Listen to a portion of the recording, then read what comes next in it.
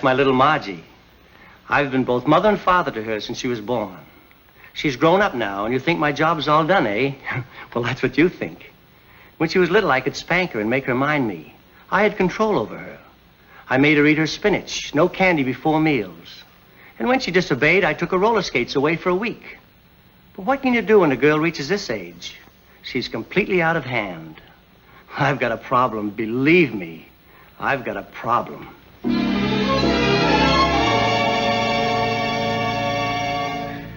That's my father. I've raised him from childhood. That is, my childhood. He's nearly 50 now, and you'd think he'd settle down, wouldn't you? Well, that's what you think. Today, he looks better in shorts on a tennis court than fellas 25. Girls wink at him, and what's worse, he winks back at them.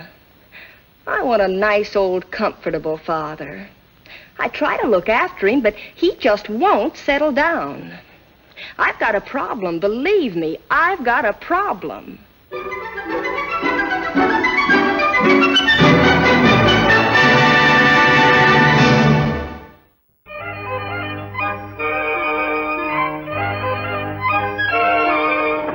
night, Charlie. Good night, Miss Town. Shall I wait for the gentleman? No. Yes.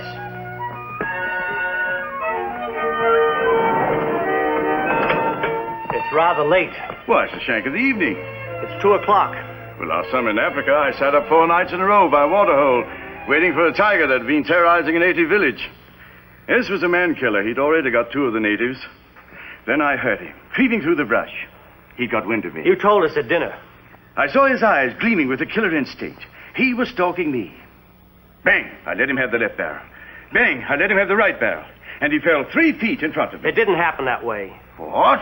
Bang, you let him have the right barrel, and then bang, you let him have the left barrel. But I always fire the left barrel first, oh boy. You didn't at dinner. Why, I'm quite certain that I did. Or perhaps the waiter disturbed your aim. Now, nothing disturbs my aim. Now, don't argue, boys. Please. Good night. Good night. Well, good night. You said that. It is late, you know. Well, you'll be in bed soon. You live just down the hall, don't you? Well, you live on the other end of town. You may have trouble finding a cab. Oh, don't worry about me, old boy. I love to walk. You love to walk? Yes, I love it. Especially in the early hours of the morning. Oh. Well, Roberta's tired. Are you, Roberta? Well, of course she is. Look at her. Circles under her eyes, shadows. Why, the poor little thing looks awful. Oh, what a very nice compliment, Vern. Oh, Roberta, I didn't mean it like, what... He's just trying to get rid of me. Yes. Oh, I mean, well, that's a little... putting a little... well, don't trap me. Say, Mr. Craig, what did happen to that tiger? I killed him. Good night, boys. Now see what you've done. Me? Good night. Good night.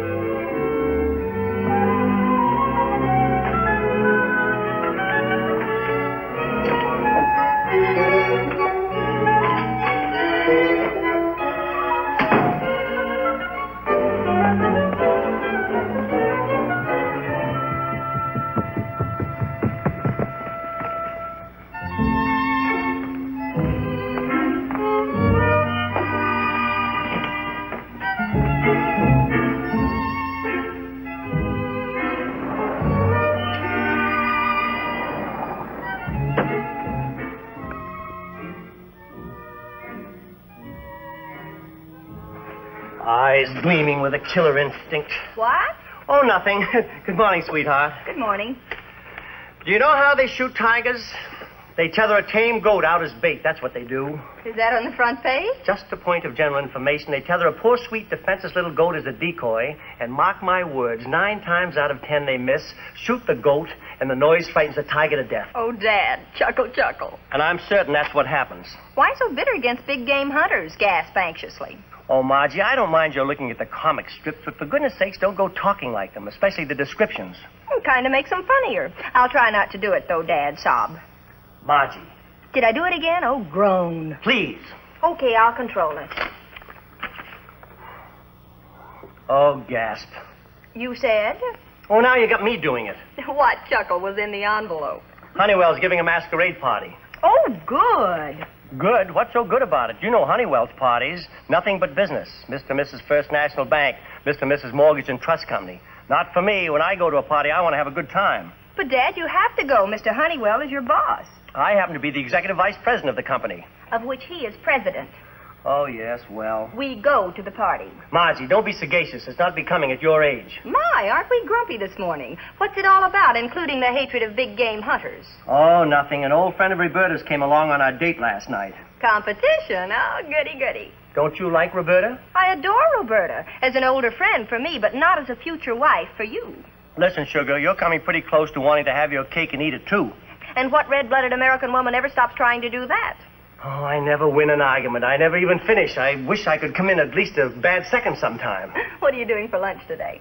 I'm having lunch with Roberta. And alone, I hope. Why? I thought I might come downtown and we could pick out our costumes.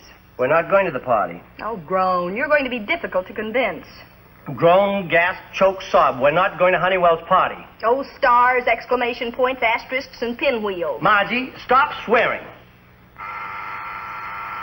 Yes? Mr. Honeywell is here. Honeywell? Yes, sir. Oh, well, send him in. Good morning, my boy. Good morning. Morning, Mr. Honeywell. Beautiful morning, all right. Beautiful. Say, isn't that a new girl we got out there at the reception desk? I think so. Well, do you think she's quite the type for our business here? You know, we can't be too careful. I thought when you retired, you turned the reins over to me. I did. You're doing a wonderful job, and I'm proud of you, my boy. I'm proud. Well, then why don't you let me run it? Well, you know how it is. When a man gets my age and he's been active all his life, why, I have to come in once in a while and say hello. You haven't missed a day at the office since you retired. By the way, I saw Ed Carter at the club last night, and he invited us over to lunch today. Oh, I happen to have a luncheon engagement. Carter can throw a lot of business our way. Now, let's get that straight. Our firm doesn't get business over a lunch table.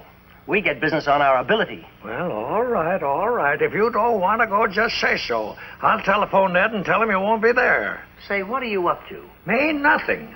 You don't usually give up that quickly. What do you want? All right. Why do you always suspect me of some ulterior motive? Because you usually have an ulterior motive, and sometimes you have an ulterior motive behind that ulterior motive. Well, let's not argue. I suppose you'll bring it out when you think the time is ripe.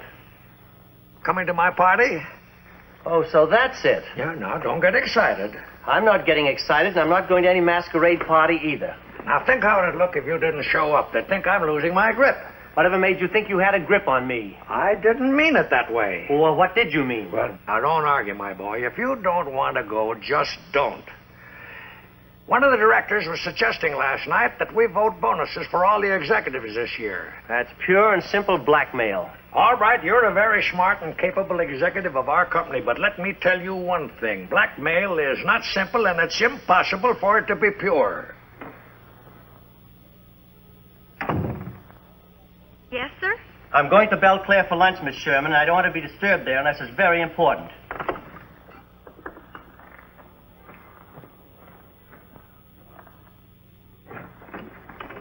Dad, I thought that maybe after lunch we could go to the costumer's. Too late now, sweetie, and I've already told Mr. Honeywell we're not going to his party. Goodbye.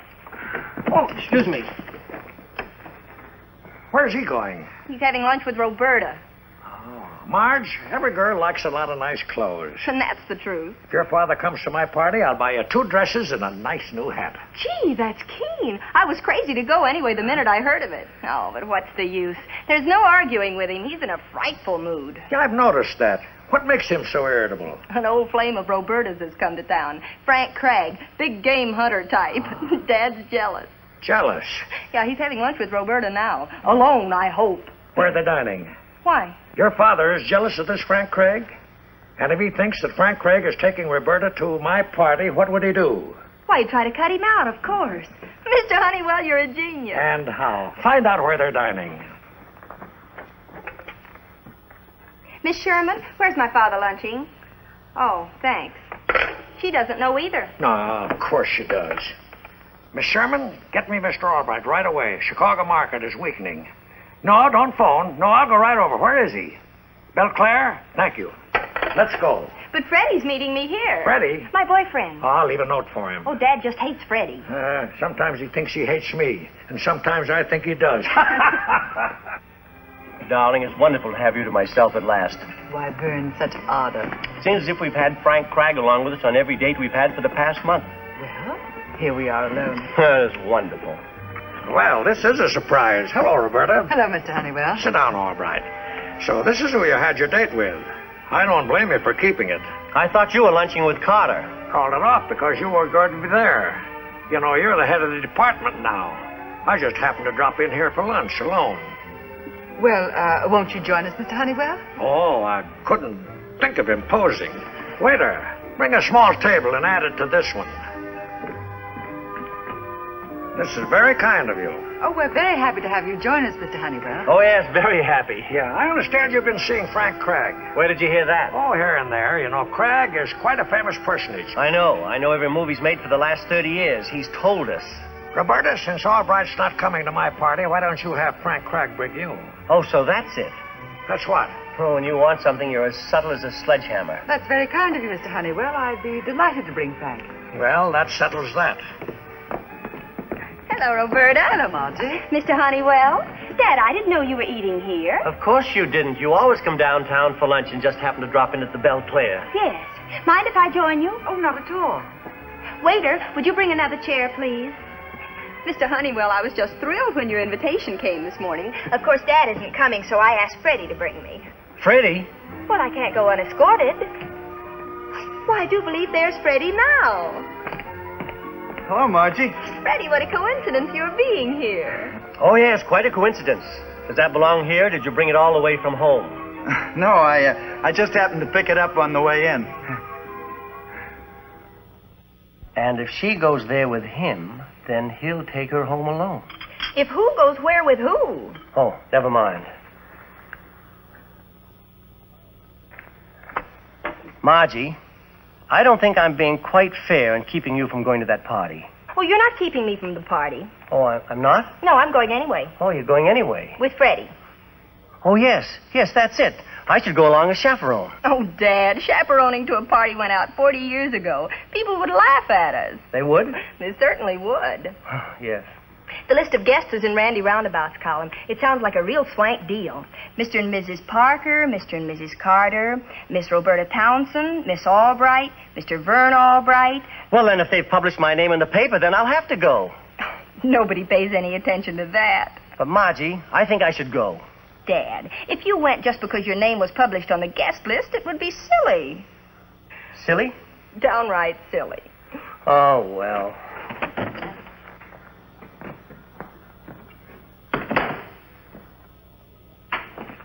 Good morning, Vern. Good morning, Roberta.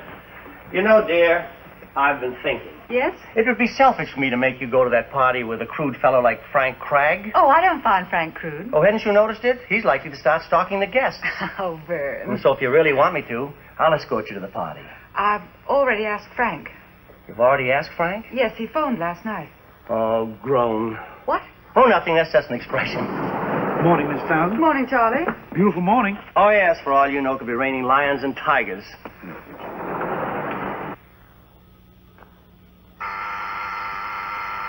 Yes? Mr. Honeywell is here. Well, send him right in. Never keep Mr. Honeywell waiting. Well, Mr. Honeywell, it's so nice to see you. You should come and see us more often. Have you been drinking? Oh, you will have your little joke. No, I'm really very glad to see you. After all, you are the founder of this business, and I do appreciate your sage counsel and advice. Oh, you appreciate my... may I sit down? Why, of course, sit right down here. You must take care of your health. No, wait a minute. No, this is much more comfortable over here. Try this one here. There. Is that more comfortable? Yeah, much. Oh, good. How's the party coming along? Oh, fine, fine. Why, just one corner of the supper table represents over $10 million in gilt-edged securities. It's going to be a big party, isn't it? Oh, 300 guests. 300? Oh, I don't suppose one more or less would make any difference. Now, the seating arrangements for supper have all been carefully worked out. Oh. I want to come to your party, Mr. Honeywell. And I'd love to have you, my boy. Swell. And we'll keep it as a surprise for Roberta and Margie. Okay, but I thought you'd be taking Roberta now. Oh, she's already invited that double-barreled head shrinker. Then the masquerade is your big opportunity. My opportunity? Yes? What is it every woman in this world is looking for? Oh, a guy that'll believe her when she's lying. No, now be serious. Every woman in this world dreams of a knight in shining armor. A knight in shining armor. Say, that's not a bad idea. And you got a good figure for armor, boy. Exactly what is a good figure for armor? How should I know? It's the sort of a thing you say to a fellow. Oh. Oh? Say, did you see the write-up Randy Roundabout gave the party? Randy Roundabout? Yes, yes. There it is right there. Among those present at the Honeywell soiree will be Mr. and Mrs. Carter, Mr. and Mrs. Palmer. The third, Mr. and Mrs. J.L. Hanley, Mr. Frank Craig, Miss Roberta Thompson, Miss Albright, Mr. Vern Albright, Mr. and Mrs. Van Dorn. There's certainly going to be a lot of nice empty apartments that night. Let's see.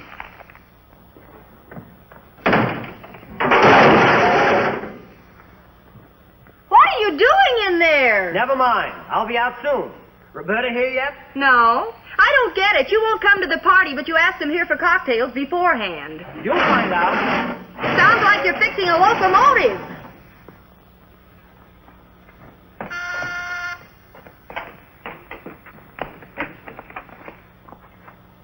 Gee, Margie, you look out of this world. You look nice yourself. What's all the racket? I don't know. It's been going on for half an hour. Margie, Yes, Dad? who just came in? Freddie. Well, tell him to get the monkey wrench. It's in the living room and bring it here.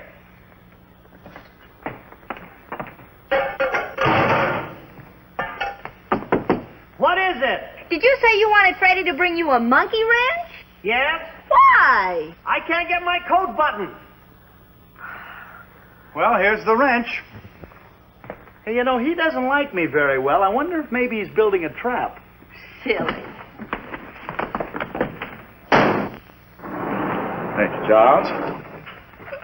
Oh, Mr. Craig. Yes? I didn't want to yell this out loud. Excuse me for mentioning it, but you know you forgot to put your trousers on? My trousers? Oh, no, that's a masquerade costume.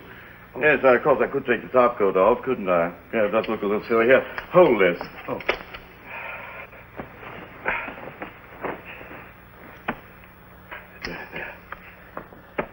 How's that? It looks like you could catch a mess of elephants in that outfit, sir. Well, thank you, Charles. Yes. Roberta, darling, you look a dream. Thank you, Frank. You look very manly. Oh, just an old safari suit and a 303 heavy-bore elephant rifle. What's that for? Oh, I thought we might persuade Vern to go along with us. Now, why does he have to go every place we go? Now, be good, Frank. Well, What are you doing in there? You wouldn't believe me if I told you.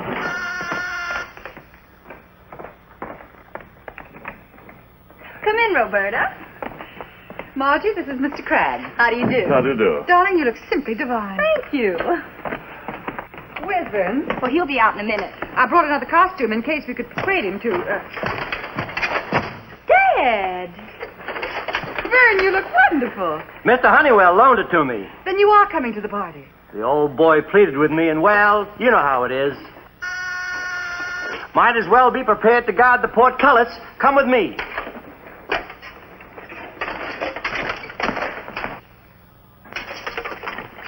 What is it, Charlie?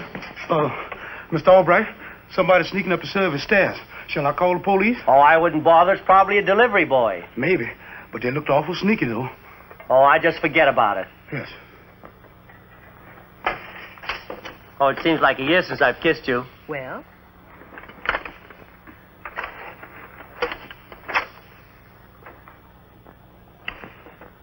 Dad, I can't get over how right you look in that costume. Oh, I dare say in the past one of our ancestors wore something like this. Wore it? I dare say they polished it. Wearing armor gives one a sense of the past. It makes one think of the days when brave men rode into tournaments. It makes one think of the days when brave men rode into tournaments to joust for the... Ouch! Oh, I'm on fire! Out on the terrace, Mr. Albright. I'll cool you off, Mr. Albright. I'll cool you off. Yeah, how can I cool off when it's so hot? Oh, keep talking. I keep cool when it's so hot. Oh, hot. Oh. Gee, Mr. Albright, I hope you don't get rusty. Vern, are you all right? Yes, but I'll have to stay away from fireplaces. Wouldn't you rather wear this? What? Have him go as a mighty hunter and me as a clown? I should say not.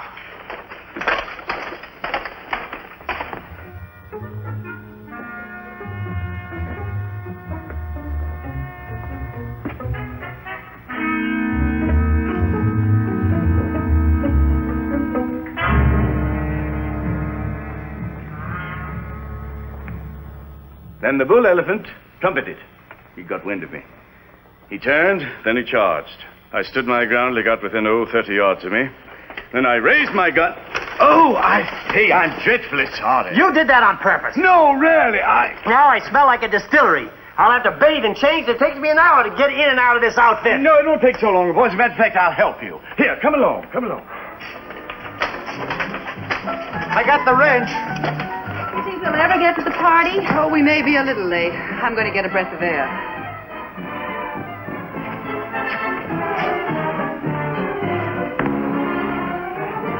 Where's Roberta? On the terrace. Come on, Frank. You said you'd help. Margie? Come in. Roberta! Oh, Roberta! Oh, there you are, darling.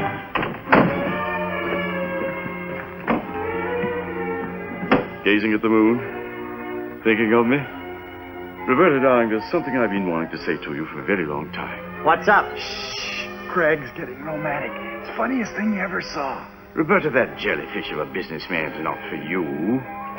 Later tonight, I'll step right on his foot. What's happening? Craig's making love to Roberta. But Roberta is... Give me your hand, darling. Please, Roberta, give me your hand. Such a sweet little hand. My own Roberta's hand. I'd know it amongst 1,000 women. I'll put a stop to this. Put a stop to what? Craig is making love to you. Craig is making love to you? Say, that must be the prowler Charlie was telling us about. I just thought I'd tell you you're kissing a burglar. Stand and I fire!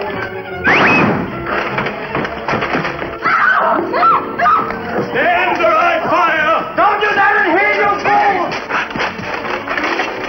Now, wait till I catch him. Raise him over here. Here! Hold him there! Hold him there! Hold him there!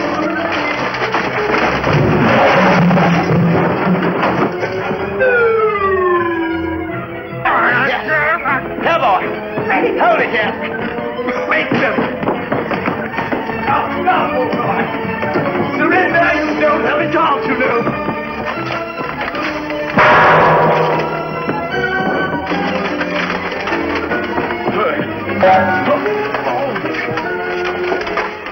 I'll help you, Mr. Albright. Where is he? Did he get away? No, you knocked him out. 3 cheers for the Armored Brigade. Brady, you and Margie call the police. Bon, let's hurry. We can't keep Mr. Honeywell waiting. But we can't leave Frank just lying there. Oh, his native bears can bring him along later.